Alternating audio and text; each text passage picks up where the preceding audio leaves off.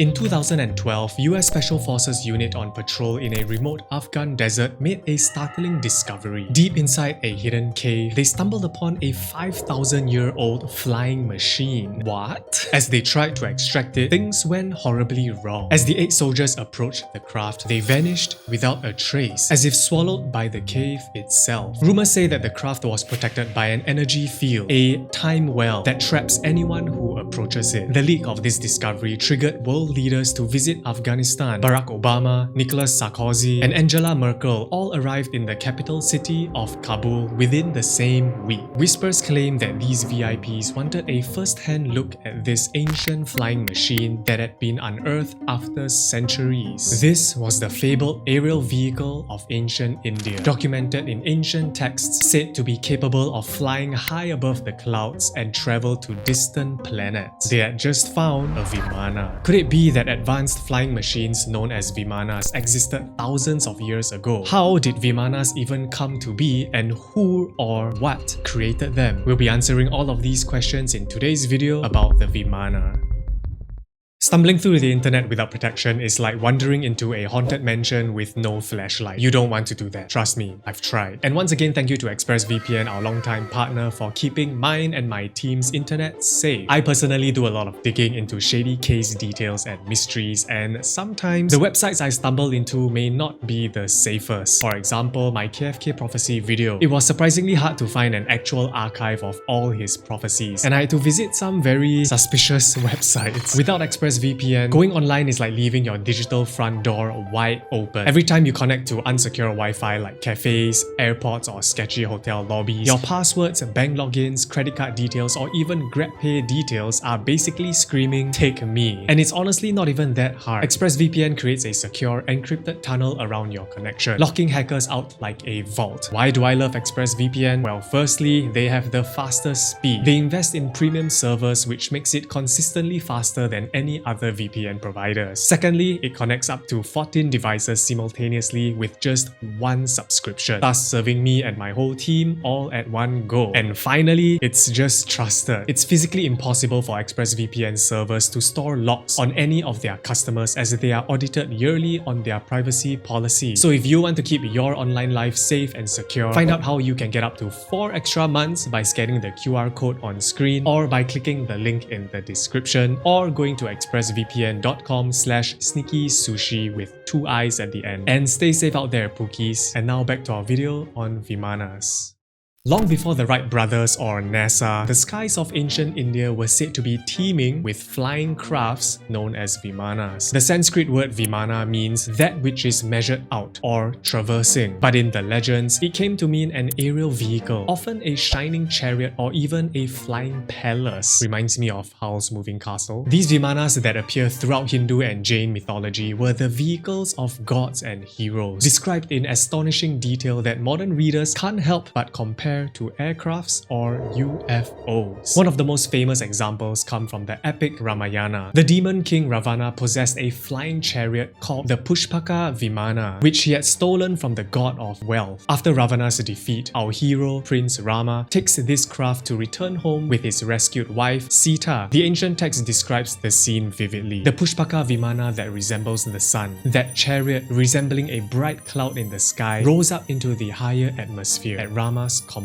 In other words, a self-propelled aerial vehicle carried Rama and his party through the sky. The Mahabharata, another Sanskrit epic dated roughly 400 BCE, also mentions aerial chariots and weapons of awe-inspiring power. Some are described with 4 solid wheels and could carry multiple passengers. These flying machines weren't always just poetic metaphors. They had structural features like wheels, cabins, and ability to change directions. In Jain texts, Vimanas make appearances too, describing enlightened teachers emerging from a Jayanta Vimana. So flying crafts are definitely a recurring theme across many ancient Indian traditions. And it's not just a one-off oddity, which is really curious. Like, why are they so repeated in ancient texts? According to the legends, some Vimanas weren't just local sky taxis. They could even roam the cosmos, like a UFO. Texts speak of aerial cities floating above the clouds and voyages to the moon and other planets. One Sanskrit guidebook supposedly usually classifies Vimanas by local, inter-country, and interplanetary travel ranges, suggesting a whole range of different Vimanas capable of traveling vast distances. Then there are the temple carvings. Across India and Southeast Asia, temples and caves are filled with carvings that seem to bring these myths to life. For many, they are the most compelling visual evidence of Vimanas. At sites like Ellora, celestial beings ride through the air in sculpted clouds. The Kailasa temple at Ellora even includes scenes that show divine chariots suspended above the ground. But it's not just ancient poems fueling the Vimana legend. In the 20th century, a Sanskrit text called the Vaimanika Shastra, which translates to Treatise on Aeronautics, surfaced, claiming to reveal the engineering secrets of Vimanas. And this text reads like a technical manual and is eerily detailed in its Vimana design. It talks about propulsion methods and even pilot training. It describes crafts made of special alloys powered by spinning gyroscopes and mercury-based vortex engines, something a medieval writer should never even have heard about. If this is genuine, it would mean that ancient Indians had planes, radars, and even invisible cloaking devices thousands of years ago. Then in the 1950s, author Desmond Leslie boldly speculated that the Vimanas were not mythological at all, but actual crafts that existed using anti-gravity technology. Now, Desmond is a bit of a sketchy character because he co-authored a book about UFOs that has been widely debunked as a hoax, but he does point out that ancient descriptions of destruction in the Mahabharata eerily resembles the aftermath of nuclear blasts, like charred bodies, poisoned winds, and blinding flashes. He cites passages in ancient texts about a weapon called the Brahmastra, calling it evidence that advanced nuclear-powered weapons and flying vehicles existed in prehistoric times. He is basically suggesting that ancient Indian texts contain evidence of nuclear weapons, or at least weapons of mass destruction. But a more credible source would be Dr. Raghavan, the former head of the Sanskrit department at Madras University in India. He caused a major stir when he asserted that extraterrestrials and spacecrafts were documented in the oldest texts. He said, and I quote, "50 years of studying ancient works has convinced me that there are living beings on other planets, and that they visited Earth as far back as 4000 BC. He pointed to detailed descriptions of Vimanas and noted references to mercury engines and propulsive wind as signs of advanced aerospace knowledge in ancient India. He believes that aliens visited Earth way back then and imparted their technology to us. But the real kicker came in 2012, when, as mentioned earlier, a 5,000-year-old Vimana was discovered in a cave in Afghanistan. A team of US soldiers tried to recover this crashed vehicle, but they never made it out and vanished while trying to extract it. So what exactly is going on here? Did ancient India actually have an aviation industry?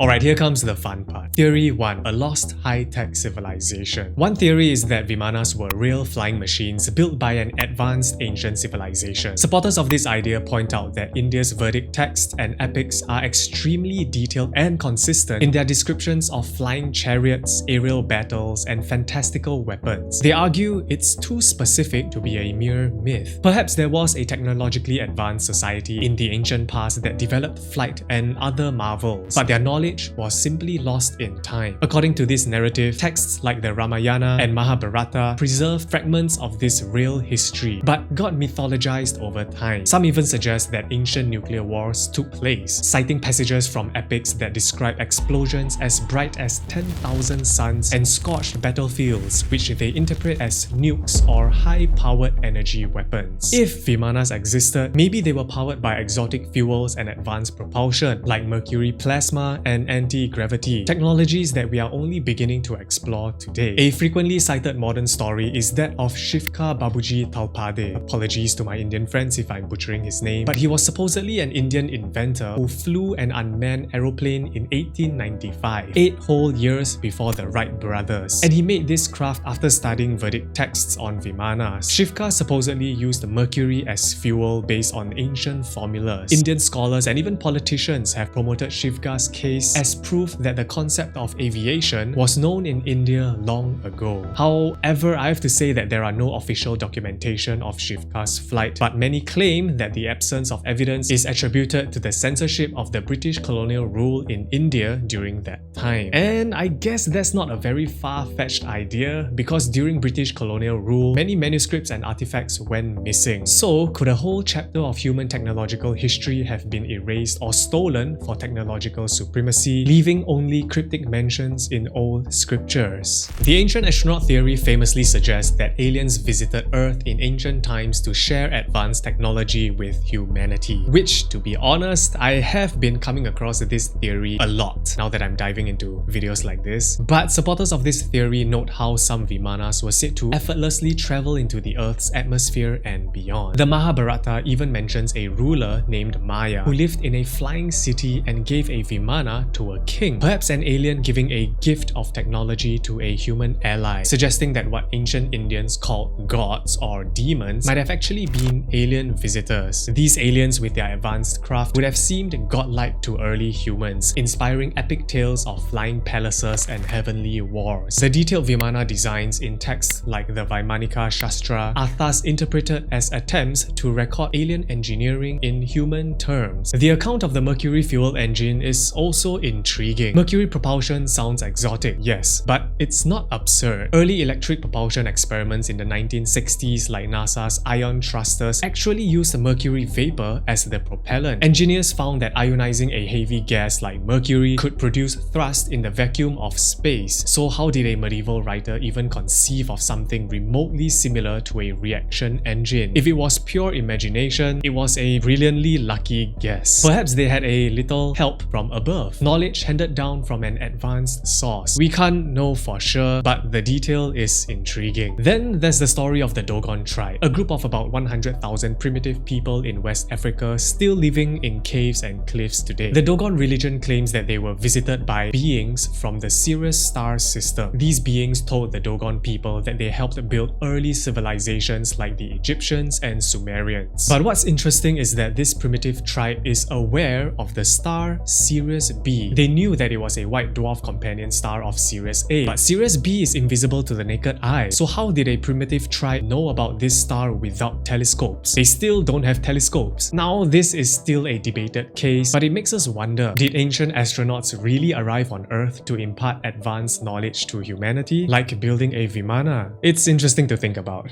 Alright, this is where I pull things down to earth, that Vimanas were never technological devices at all, but rather metaphors, mistranslations, or at best, primitive experiments blown out of proportion. The word Vimana in Sanskrit has many meanings. It can simply mean a palace or a temple tower. In fact, in modern Indian languages, Vimana just means an aircraft, and in temple architecture, a Vimana is the spire above the temple, exactly what you see in many Hindu temples. So when ancient texts speak of gods and heroes in Vimanas, it could just be poetry and divine imagery, not literal machines with engines. For example, one Vedic verse describes a craft jumping into space speedily, carrying 12 pillars with 300 pivots and 60 instruments, which sounds like a huge rocket. But modern scholars say it's actually a riddle about the sun and the calendar. Essentially, many references to flying may have been a symbolic or religious representation, like the soul's journey or a god's power, rather than technical reality. And then we have the Vaimanika Shastra, the blueprint for building Vimanas. Well, it turns out there are actually plenty of holes in that story. According to its publisher, it was written by a mystique in the early 1900s, so relatively modern. And this mystique wrote the Vaimanika Shastra by psychically channeling the wisdom of an ancient sage. Yeah, that whole sentence already rings alarm bells in my head, but it's essentially a modern fantasy rather than an ancient scripture, because it's not written in ancient times. And if you read the Vaimanika Shastra, this blueprint, it contains modern concepts and designs that reflect 20th century imagination, not actual Vedic era knowledge. In 1974, a team of scientists at the prestigious Indian Institute of Science conducted a thorough study of this text. Their verdict was that the aircrafts described in the Vaimanika Shastra were poor concoctions, a jumble of inconsistent and unworkable ideas showing a complete lack of understanding of aeronautics. The scientists report noted that the author had no knowledge of real aerodynamics, that none of the crafts had the capabilities of being flown. Also, no archaeologist has ever dug up a Vimana wreck, and technology does not disappear without any trace. I mean, we have ancient evidence of iron tools, surgical instruments, but nothing resembling an ancient aircraft, not even a spare part. But Sneaky Sushi, what about that 5,000-year-old Vimana that was found by US soldiers in Afghanistan? That story is definitely a hoax. Yes, there are viral articles and videos online, but there are no official, verifiable sources confirming that US soldiers actually found an ancient aircraft. No military document or academic source have reported such a discovery. World leaders like Obama, Merkel, and Sarkozy did visit Afghanistan, but those are regular visits, and they didn't all visit at the same time, and it was also just for political reasons, not to look at a crashed Vimana. So where does this all put us? Perhaps Vimanas are a mix of real historical knowledge and a lot of fluff. Don't get me wrong, ancient India did have impressive knowledge in mathematics, cosmology, even primitive aviation ideas. They were extremely intelligent people, but perhaps over time, genuine achievements and experiments may have gotten exaggerated, perhaps for national pride. I mean, if my country suddenly claims to have invented flying buildings 1,000 years ago, I would be like, hey, yes, that is true. Our ancestors did create flying buildings, so I completely understand. And let's also not forget that drawing up fantastical machines was not unheard of in the pre-modern world. Da Vinci sketched flying machines in the 15th century that never actually flew. However, sometimes myths do carry kernels of truth. For example, the city of Dwarka, which is believed to be Lord Krishna's kingdom, was long thought to be a myth from the Mahabharata until it was found in 1983. So could Vimanas too have a kernel of historical truth? Thank you so much for watching today's video. If you enjoyed it or learned something new, consider subscribing and liking this video so that I know what kind of topics you guys like, and I'll see you guys next week.